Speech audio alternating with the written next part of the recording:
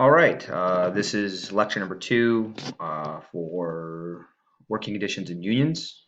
So if you are hearing this and you didn't see the first video, then you need to stop this one, go back and view the first one. So I believe we ended off with the AFL.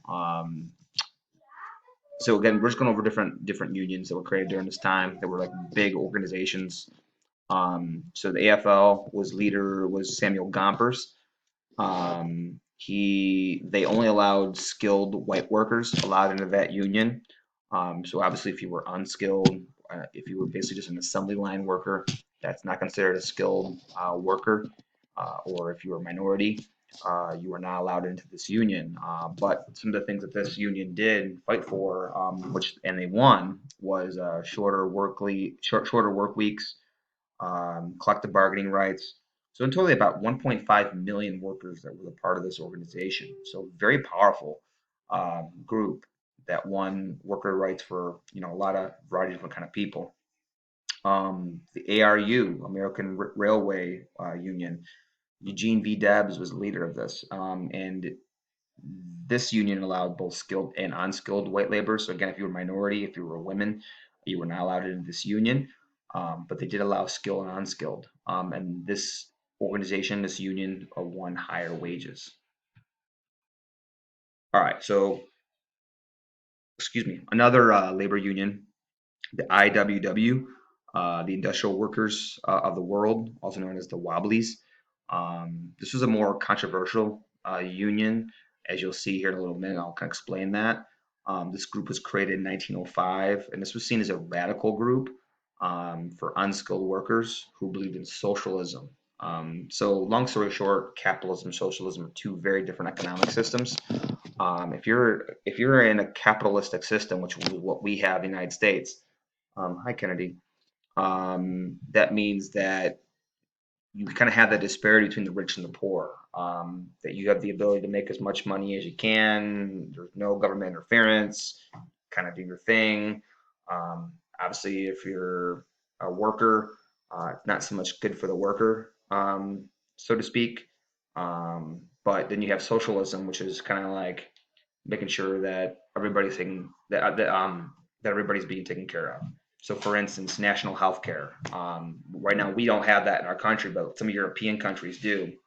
They believe that every person in the country should have a right to health care. And we don't have that. That would be a socialistic idea. But again, that's more expensive, higher taxes, etc. So this group was seen as very controversial. Didn't really have a lot of support from a lot of Americans. Um, so you see here, socialism is an economic or political philosophy that favors public control of property and income. So keep that in mind for this next one. So their unions had a difficult time during the Gilded Age and kind of had a rough go in the beginning part of it for a variety of reasons. So we'll start out here. Great Railroad Strike of 1877. Railroad workers strike to protest wage cuts. So the employers who own these railroad companies were cutting the wages of the worker. And it's tough for the worker at this time because you're already not making a lot of money. You're already struggling to pay your bills and to live comfortably. And yet they're cutting your wages. Um, so they went on strike to protest that wage cut. Violence is going to erupt in many cities for over a week. Violence, you see protests, you see rioting. Um, President Rutherford B. Hayes is going to send federal troops in to put strikes down. So this was a big problem. Government tended to side a lot with the employers and not the unions. So as you see here, the president's going to send in troops to basically stop the strike. That's going to hurt unions. If they don't have the ability to strike, that really hurts their ability to get things done and the collective bargain.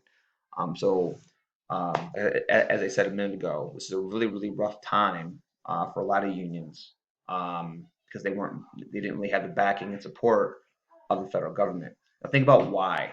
We talked about this in one of the previous lectures.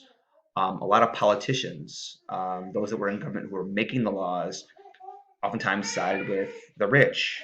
They were bribed, got kickbacks, etc. So that's why the average worker, so it wasn't really the best of times for you.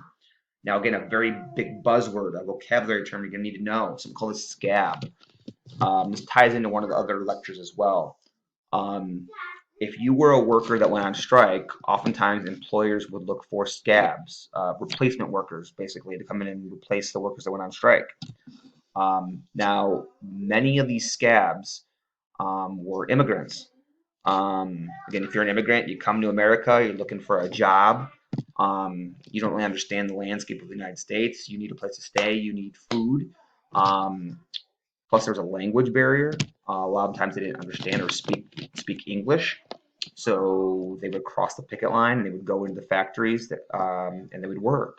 This often led to big time violence. If you were a striker, if you were part of a union and scabs are going in, again, the whole point of a strike is to hurt your employer, so they can't produce goods.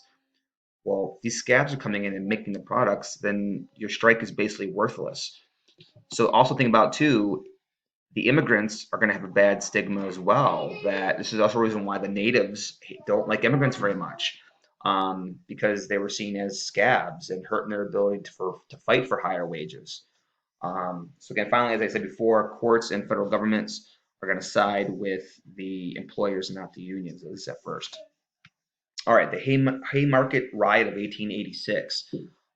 Workers are going to be protesting and holding demonstrations in Haymarket Square in Chicago.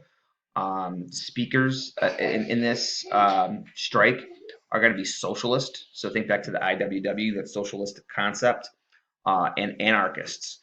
If you're an anarchist, you believe in no government, that it's up to the individual. You basically just you live without being controlled by a government force.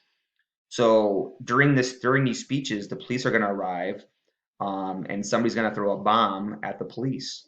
Um, and some police are going to be killed because of this. So this is going to lead to riots. This is going to lead to fighting on both sides. You have the police force against the strikers, and the public is going to blame the labor unions.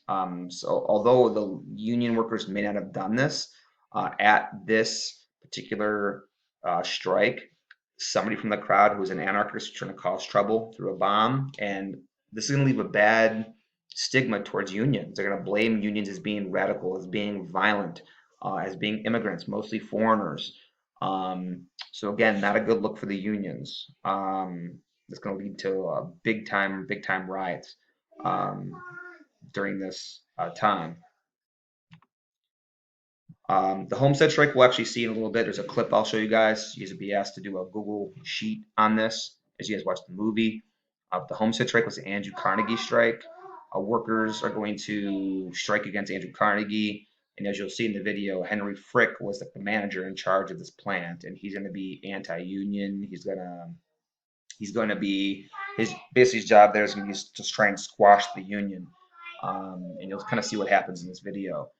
And then there was the Pullman strike of 1894. Again, railroad industry strikes in which 120,000 striking railroad workers were stopped, again, only by the federal government intervention. So the government's going to stop this strike. So there's some things that we're kind of going to highlight here. So again, as I mentioned, kind of highlighting government's going to side with owners. There's political reasons for that. There's bribery from the employers to those that are in government making decisions, the courts.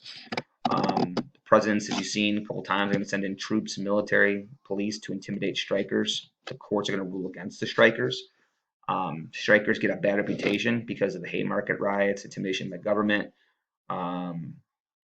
So the public isn't necessarily always going to support the unions because of this kind of bad stigma that was sent by the Haymarket riots and other things that were happening at some of these strikes.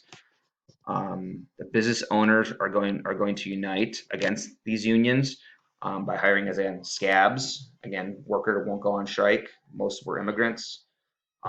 So eventually got to the point where the business owners were making their employees, before they hired them, sign a yellow dog contract, meaning that you pledge to the worker that they will not join a union. That's the only way you're going to be hired. So that's another way to kind of squash the union. All right, so showcasing. Yeah, let's close this. There's some things I want to show you guys too. in terms of the impact unions have made on our country. Although they weren't initially supported, you'll see over the years and how they grew and they gained more power, gained more support. But kind of see, back then, average day a week, average worker work was 7 days. Now it's about 5 days a week. The average worker works. So again, unions have fought for that. Hours per day. Now the average hour per day people work is about 8 hours a day is average. 5 days a week, 40 hours.